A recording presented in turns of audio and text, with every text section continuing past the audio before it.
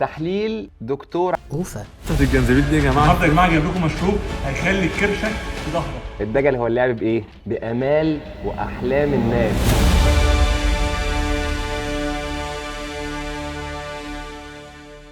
احنا قبل كده كنا ماسكين الدكتوره هبد متين لحد ما اتعظت، والحمد لله ربنا هداها وهبدها قل نوعا ما. يعني انا مش متابعها بقالي فتره، بس يعني اللي سمعته ان هبدها قللته وابتدت تخش في ايه، في جو بقى التحفيز والحاجات النفسيه وانت تقدر والكلام من ده. فماشي يعني طالما مش هتهبط في العلم هتفضل تحفز، مفيش مشكله. بالصدفه البحته بقلب في الانستجرام لقيت واحد بيقول ايه، وصفه هتخلي كرشك لازق في ظهرك. يا صباح الفل، النهارده يا جماعه جايب لكم مشروب هيخلي كرشك في ظهرك.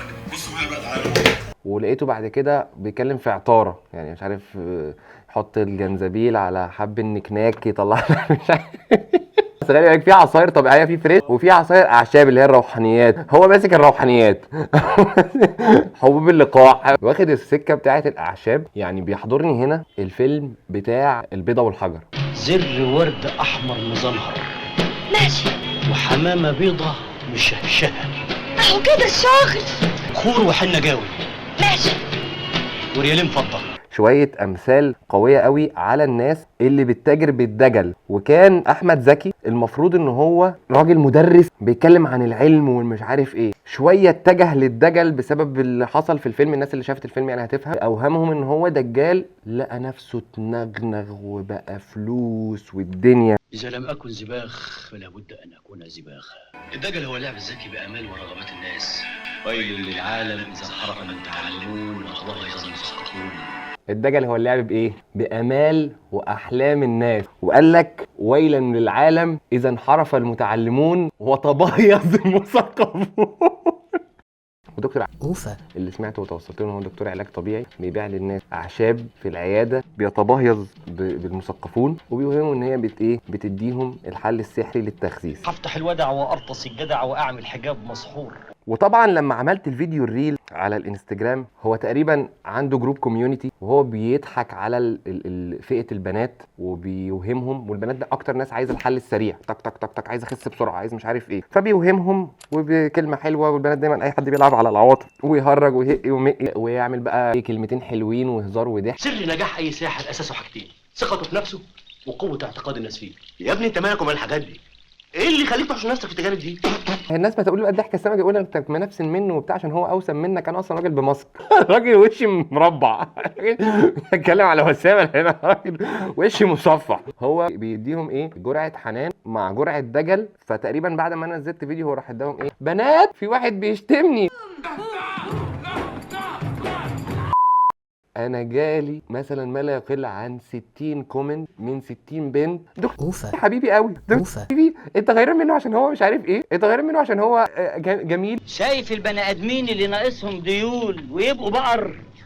انت بنات بس، وكلها كومنتات عاطفيه. يعني مثلا مفيش واحده دخلت تقول لي ايه، في دراسه عن اضافه الجنزبيل مع الروزميري اثبتت ان هي بتخسس وسط البنات وبتنحتهم. والدراسه اهي. مفيش واحده عمرها تقول كده، مفيش حاجه دراسه اتعملت كده والكلام ده شعوذه وشعبذه، تمام، زي فيلم البيضه والحجر كده بالظبط. مفيش حد هيدخل يكلمك كده. هم يدخلوا يكلموك ايه، عواطف. ده جاب معايا، ده شاطر قوي، ده انا بحبه، ده محترم جدا، ده جميل. وعلشان الناس تيجي تقول ايه، انت بتركب ترند. طب ما هو مش راجل مش ترند ولا حاجه، بس هو راجل مشعوذ. اصل انت بتتشير على المشهور. والله يا ابني انا كل اللي بسعى له، ورساله الماسك ده هي رساله الحمايه. احنا الفتنس جارديانز، احنا الناس اللي بنحمي الفتنس. ليه؟ احنا واخدين المنهج ده في شركه دايت اند تشيت. شركه دايت اند تشيت هي شركه بتقدم المحتوى العلمي وشد 100 خط تحت العلمي المبتكر، اللي بيدي بروتكشن للناس من الجهل والشعوذه والدجل والشعبذه واقطع كارب وامشي كيتو وصوم 9 ايام وخد وصفه التخسيس السحريه. وظيفتي احميك. هتيجي بقى الفئه المناهضه للدجالين تقول لي بطل الكونتنت ده، انت مش عارف ايه، انت بتركب على ايه. يعني انا في وسط كل الكونتنت اللي انا بعمله فوق ال 800 بوست و800 ريل وفيديوز ودنيا، بنتكلم عن علم وبنتكلم عن خدماتنا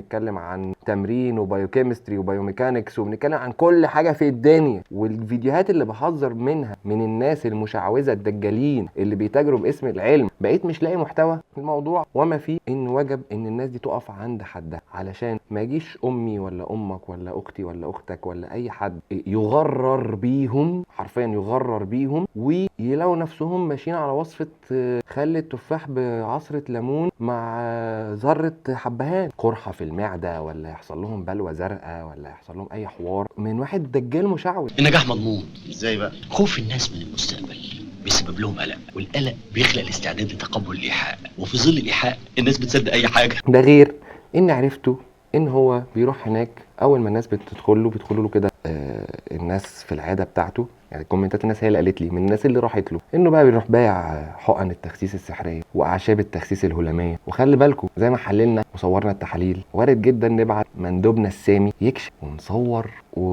ولو عايز تذيع قول ذيع، مش عايز مش هنذيع، واللقطات اللي واخدينها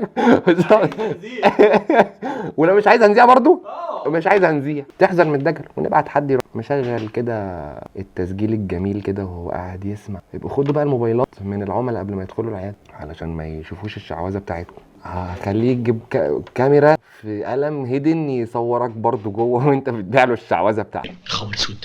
لا انا دجال يا فندم، صدقني انا دجال. اللي انا هسرده عليك دلوقتي، انا هقسم لك الحلقه دي جزئين، سرد لفيديوهاته هسردها، هسكر لها كده قدامك، وهقول لك انت يا مشاهد سيب لي في الكومنتات هل الكلام ده علم ولا هبد، علم ولا دجل وشعوذه. انا عشان بس ما تقوليش طب انت ما قلتش انت ليه، انا بقول لك كل ده دجل، واي حاجه هشوفها ساينتفك واحنا بنسكرول مع بعض في الفيديوهات هقول لك دي حاجه علميه، والراجل ده معاه حق في النقطه دي. غير كده اي حاجه هقول للناس تسيبه في الكومنتات اعرف ان رايي فيها دجل. هتقول لي قول ايه الصح، هقول لك لو انا جيت قلت لك ان لو جبت كوبايه النسكافيه دي حطيت عليها رعشه كمون وعصره ليمون وشربتها هتخلي بطنك في ظهرك، ده دجل. حلو، هتقول لي اثبت العكس، البينه على من ادعى. يعني انا مش مفروض ان انا اثبت ان وصفته دي دجل، هو اللي المفروض يثبت ان الحاجه اللي هو ادعاها، الشعوذه اللي هو شعوذها، هو اللي المفروض يثبت ان هي حق. البينه على من ادعى، هو اللي المفروض يظهر اللي هو ادعاه. انا بقول ان هو اللي بيقوله ده جهل، فمش انا اللي اثبت ان هو جهل، هو اخترع حاجه. هل انا هروح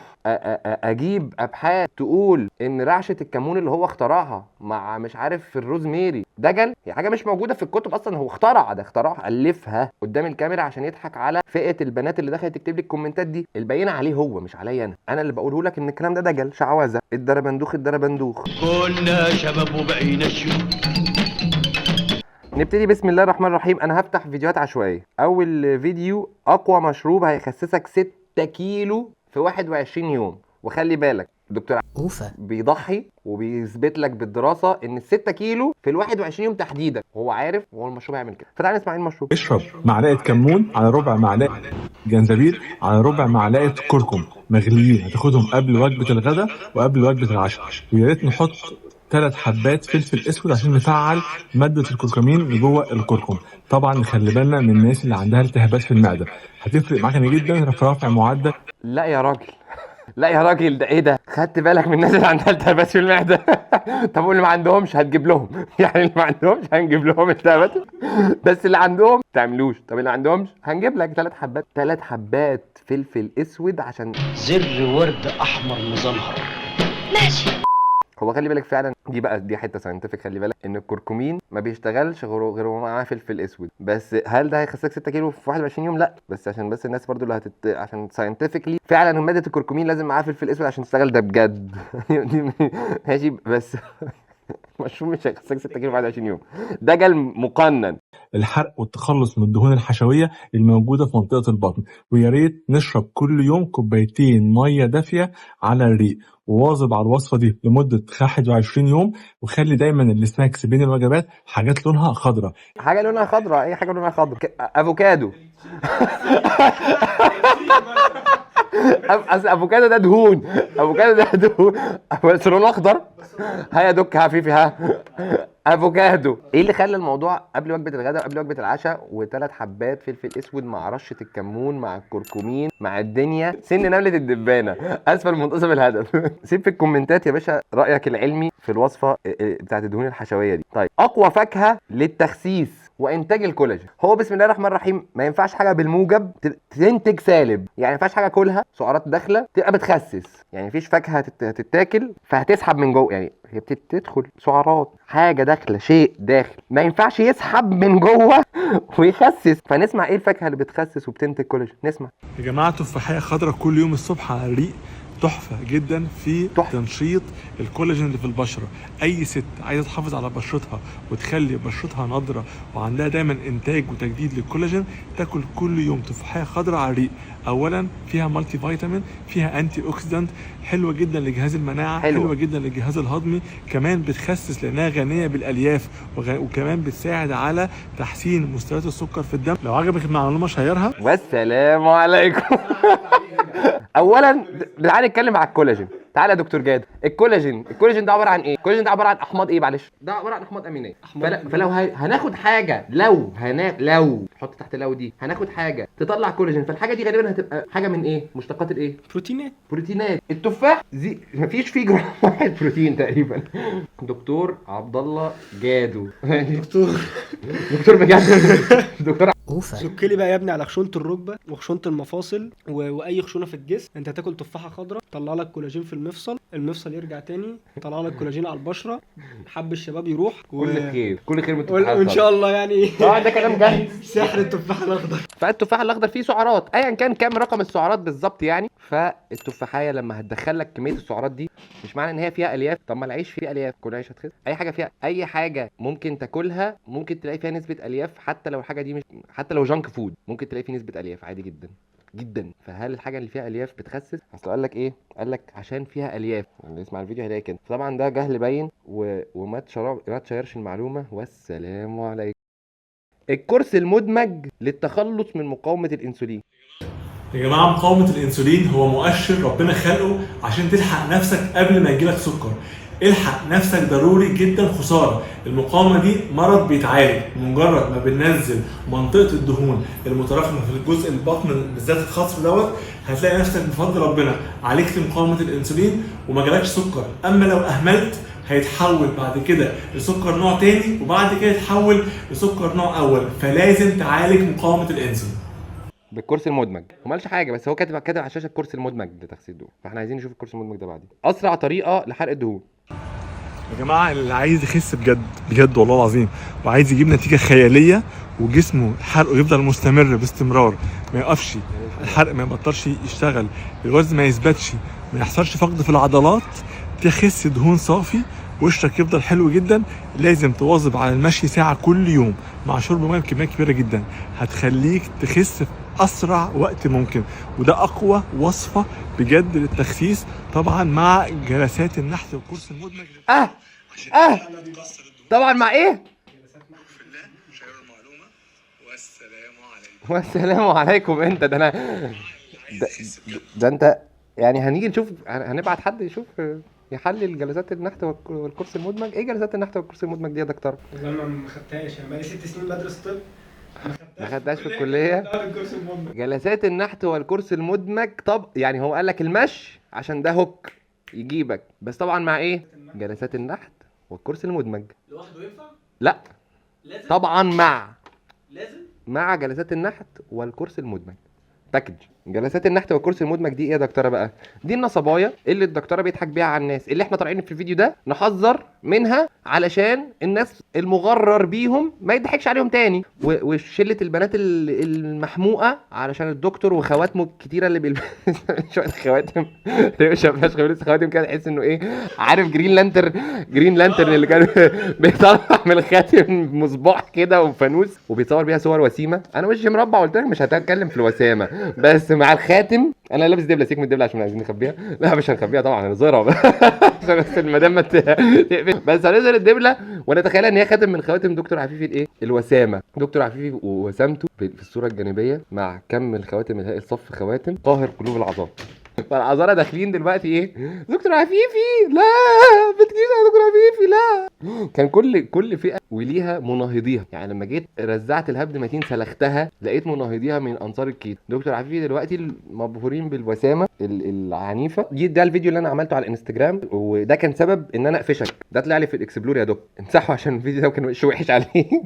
وصفه دهون الوسط والكرش هيخليكي كيرفي، هو مخاطبا البنات هيخليكي كيرفي. قبل ما نفتح الفيديو، مفيش وصفه بتخسس ومفيش وصفه بتخسس حته بعينها ومفيش حاجه بتخسس حته بعينها، فمفيش وصفه بتخسس ومفيش حاجه بتخسس حته بعينها ومفيش حاجه هتخسس وتخليكي كيرفي، فده دجل. فنسمع ايه الوصفه بقى. يا مساء الفل، كل سنه وانتم طيبين.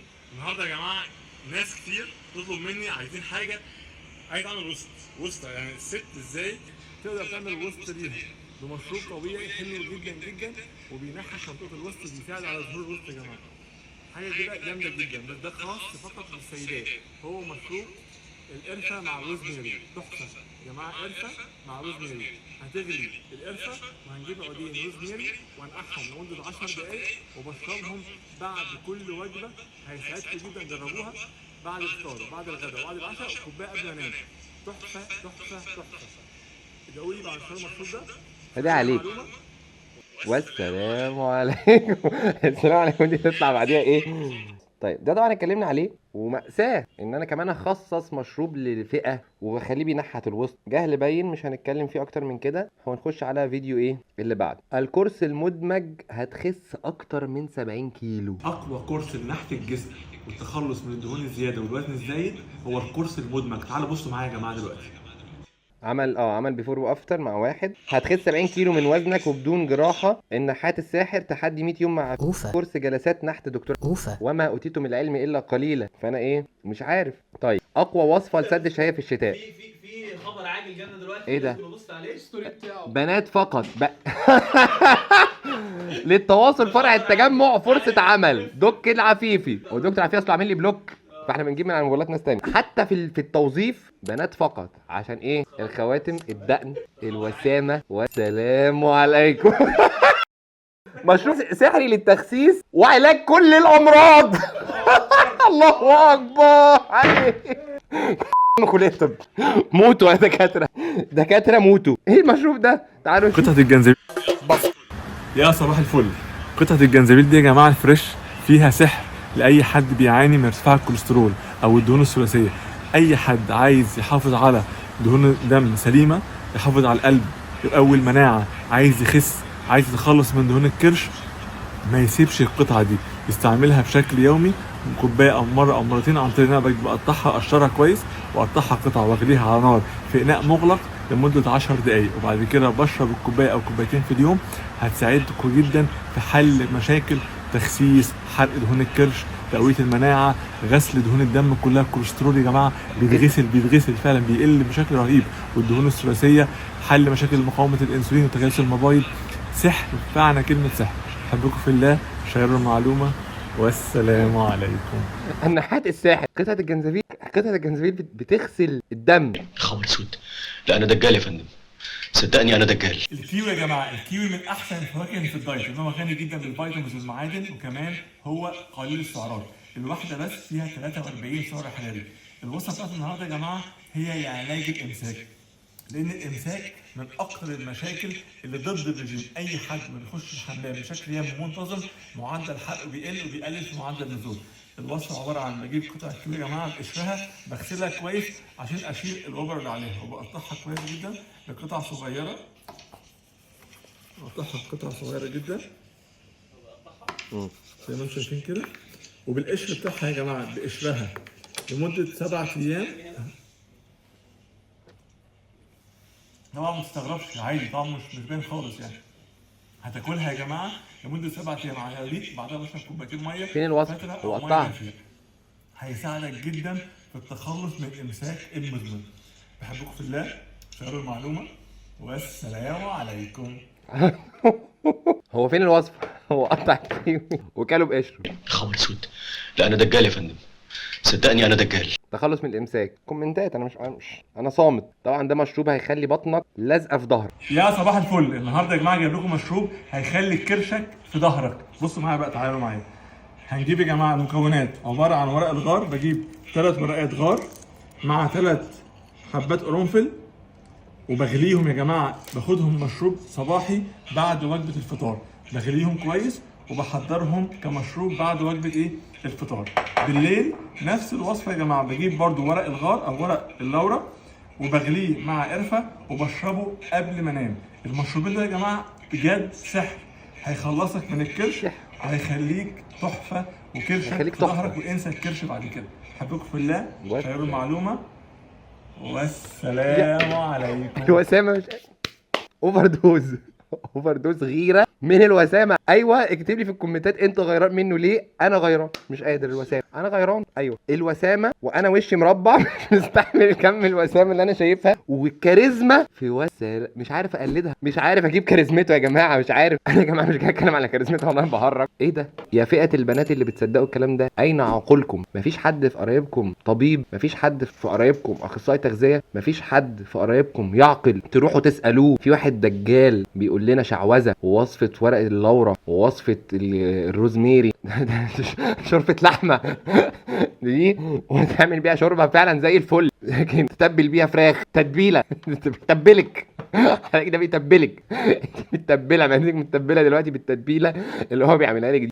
العقول فين؟ انا يعني مش عارف هكمل لحد فين الفيديو ده. واخذتك العزه بالاسم وخلاص بقى خدتك الجلاله ولا احنا بنحب خواتمه ونحب والسلام عليكم بتاعته واحنا دايبين فيه دوب. تبقى انت وانت مغفله. عارف لما تبقى شايف صاحبك توكسيك، احنا هو بيخاطب البنات فانا هخاطبك انت برضه، بس شايفه صاحبك توكسيك ومدمر لك حياتك بس بحبه، ويجي الواحد المحترم ابن الناس اللي شريكي اللي مش عارف ايه، لا ده مش عايزينه. ده الناس اللي تيجي تقول لك علم وخسسان ودايت وسعرات واشترك في الباقه الذكيه واشترك في باقه ميد فيت ومتابعه مع فريق اطباء حقيقي، تدخل على موقعنا او تبعت لنمره السيلز تاخد عروض قويه جدا على اي باقه تدريب اونلاين مع فريق طبي بجد يتابعك ويعمل لك دايت ونظام تدريب من البيت او من الجيم ويراعي اصاباتك والكلام ده كله. لا علم، لا مش عايزين علم وحمايه ودايت بحب وناس فريق يتابعك كل يوم. لا احنا عايزين اللي بيقول لنا وصفات السحريه السريعه ويا حاقد يا منفسن منه بطل، صح؟ ده اللي هيتقال. انا لا حاقد ولا منفسن، بس انا بحذر الناس اللي عندها قابليه ان هي تفتح مخها وتفتح عقولها. ولو انت